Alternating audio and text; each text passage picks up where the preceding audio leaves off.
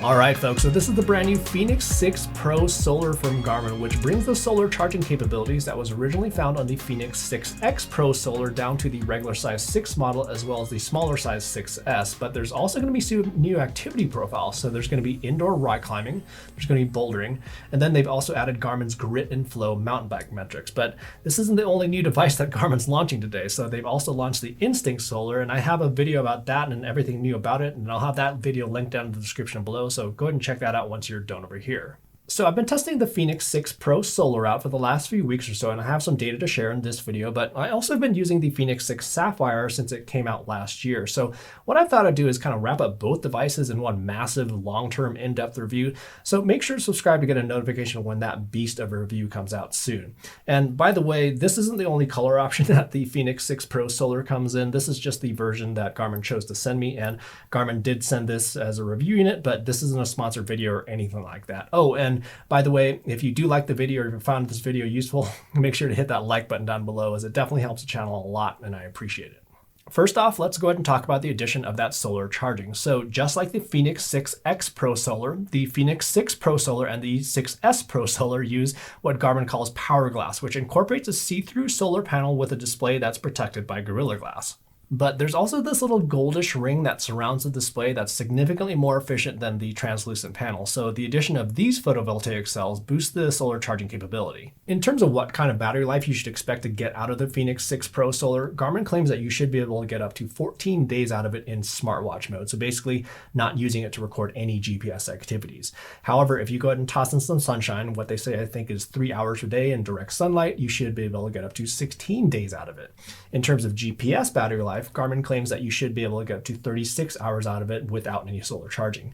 Go ahead and toss in some sunshine, you should be able to get up to 40 hours out of it. But how do those claims actually hold up? Well, I started this ride with 91% battery on the 6 Pro Solar, and then the ride was about 2.3 hours. I had nearly full solar intensity over the entire course of the ride, and then at the end of the ride, it used about 6% of the battery. And if we do the math, it was using roughly 2.5% of the battery per hour. So that 40-hour GPS claim with solar seems to be pretty spot on. Now, I do live in Colorado where it's sunny pretty much all the time, so your results may vary.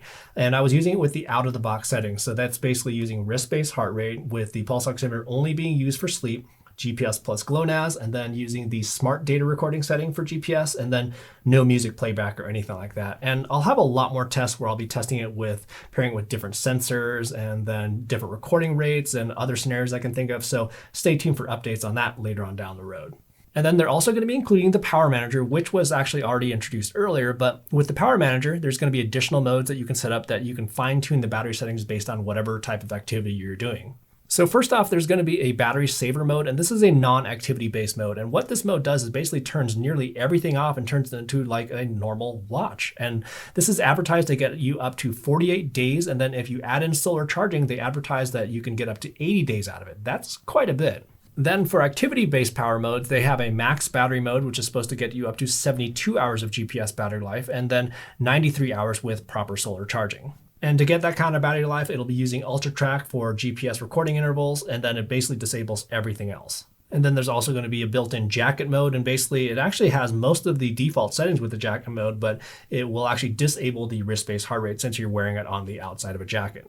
And then you can go ahead and add custom power modes where you can enable and disable certain features to your liking just based on the activities that you want to do, and then you can go ahead and name these anything that you want. And then there's also going to be an expedition mode, which is designed to record multi-day activities. And this disables pretty much everything and only takes GPS samples once an hour. This mode is advertised to get you up to 28 days without any sun and then 36 days with solar. And then one last thing regarding the solar charging is that inside Garmin Connect, you can see your solar intensity history, which as of right now can be found in the device settings. And this could be good to look back on whether you're getting enough or possibly too much sun exposure. Also new today alongside the launch of the Fenix 6 Pro Solar is going to be the ability to collect Garmin's mountain bike metrics called Grit and Flow from the wrist itself. So Grit and Flow were actually introduced with the Edge 530 and 830 that were launched last year, and then most recently was also included with the Edge 130 Plus. Now, I know a lot of Fenix 6 owners right now are going to be wondering if this is only going to be exclusive to the Pro Solar models, and I've got some great news for you. It's actually going to be backported to all Fenix 6 models. With that, what does Grit and Flow actually mean? Well, grit is a rating for the trail that you're actually riding. It has nothing to do with how you're riding the trail. Basically, how you can think about it is that the tougher the trail or ride is, the higher the grit score that you're going to get. So it leverages the altimeter, the accelerometer, as well as GPS to deliver that grit score. What I have found is that elevation gain does have a lot to do with it. So basically, a ride that's going to have a lot of elevation gain is going to have a higher grit score than something that's a lot flatter, which obviously makes a lot of sense, but it does have something to do with how rough the trail is as well. As an example, on this ride here, which was a combination of some road to get to the trail and then an elevation gain of about 2,000 feet, it gave me a grit score of 60. And then on this ride here, which had an elevation gain of 3,000 feet, and by the way, this trail is significantly more rocky, steep, and technical, it gave me a grit score of 108. And then if we take a look at the elevation plot along with the grit chart, we can see that on the climbs, this is where the grit score was much higher than the descents. And then with flow, this does have everything to do with how you're riding and not necessarily the trail itself, but it basically has to do with forward momentum. So the more you maintain forward momentum, the better flow rating that you're going to get. Conversely, if you do a lot of stopping, then your flow score may suffer. And to get the grit and flow mountain bike metrics, you'll be using the mountain bike activity profile. Now, for those of you who have watched my Edge 130 Plus or even Edge 530 or 830 videos where I outline Garmin's mountain bike dynamics, they're actually composed of 3 different things: grit, flow, and then jump metrics. Unfortunately, jump metrics aren't going to be collected on the wrist itself. And the reason for this is that the jump metrics are based off the accelerometer. So since it's clean data or basically no movement at all. And my guess is that there's really no way to get that level of detail for something that's going to be worn on the wrist. Okay, so that's everything new with the mountain bike dynamics that's going to be collected on the wrist. But now onto some brand new activity profiles, including indoor climbing and bouldering. So when you first go to start the indoor climbing activity profile, it'll ask what grading system that you'd like to use. So in my case, the gyms that I frequent use the Yosemite Decimal System, or YDS, but there's going to be tons of other options to choose from. And then that setting will be saved for that profile, but you can go into the activity settings and change that later on if you wish.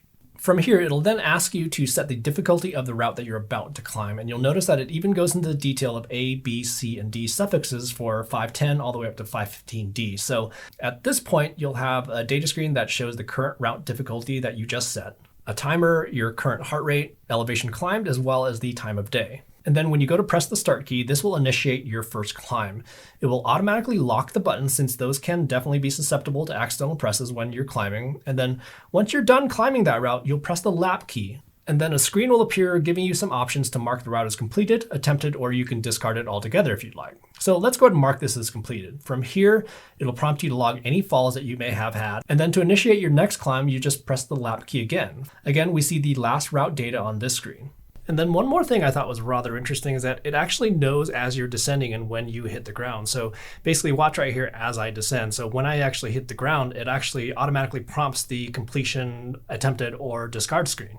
But there will also be additional data screens while you're climbing that show the last route climbed, as well as another that shows the total number of routes that you've climbed, total climb time, total rest time, total ascent, falls, as well as calories burned.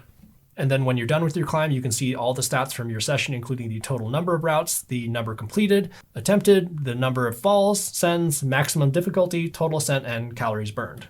And then if we hop over to Garmin Connect, you can see all the same information, but just with a little bit more detail, with a breakdown of all the routes in a lap format, as well as a breakdown in chart format of the routes you attempted broken down by difficulty.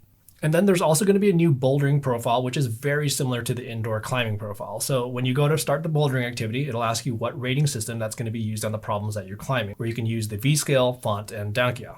After that, it'll go to ask you to set the difficulty of the problem that you're about to climb all the way up to V17. And then when you're ready to climb, you just simply press start.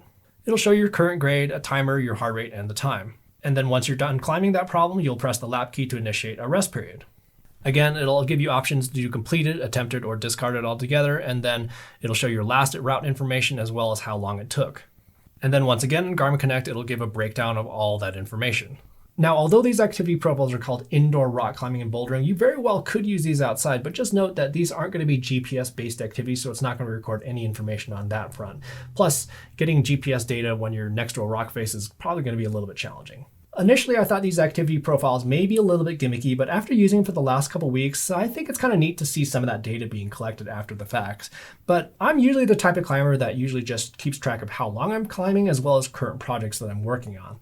It's probably going to be similar to something like the strength training activity profile, and depends on how much data you really want to collect and how much you want to see after the fact and how much you want to actually interact with your device. So if you're the type of person that really wants to see a lot of detail and a lot of data, then these activity profiles may work for you. But if you're the type of climber that just kind of wants to go out and climb and not necessarily interact with the device, then these profiles may not be your cup of tea. However, the one thing that I think is very useful on these activity profiles is going to be that rest screen. So I'm definitely very guilty of this, where I don't necessarily rest enough in between attempts. So that screen is actually really, really beneficial for me personally. And I actually do think there's one small change that could be really beneficial for the bouldering activity profile. So a lot of climbing gyms, they may have certain ratings already set in place, like, V5, V6, V7, but there are some gyms that actually have more generalized ratings like V4 to V6. So with those sort of scenarios, I would actually like to see you be able to choose the difficulty rating after you actually attempt or complete the climb rather than before. Really small change that could be updated via firmware. And then one last activity profile is that there's actually going to be a new surf activity profile. And unfortunately, I don't surf and I live in Colorado, so I can't test that out for you. But with a surf activity profile, it's going to track your speed, distance, as well as wave surf. If I ever do learn how to surf, I'll definitely test that out for you. So the Fenix 6 Pro Solar and the Fenix 6S Pro Solar are going to start at $849, but the original Fenix 6 and 6 Pro are still going to be around. So at this point, the Fenix 6 family is going to be gigantic. So there's going to be tons of different options to choose from. So if you're intrigued by the solar charging capabilities of the 6X Pro Solar but need something smaller, well, you're in luck with the launch of these two new devices today. But what I think is great is that Garmin has also launched the indoor rock climbing, bouldering, and surf activity profile, and all of those are going to be available on the entire Fenix 6 lineup. Anyhow, if you liked the video, go ahead and hit that like button down below, and also subscribe to the channel for a long-term review of the Fenix 6 Pro Solar as well as Fenix 6 Sapphire that's coming out soon. And in the meantime, have fun out there, stay safe, and we will see you in the next video.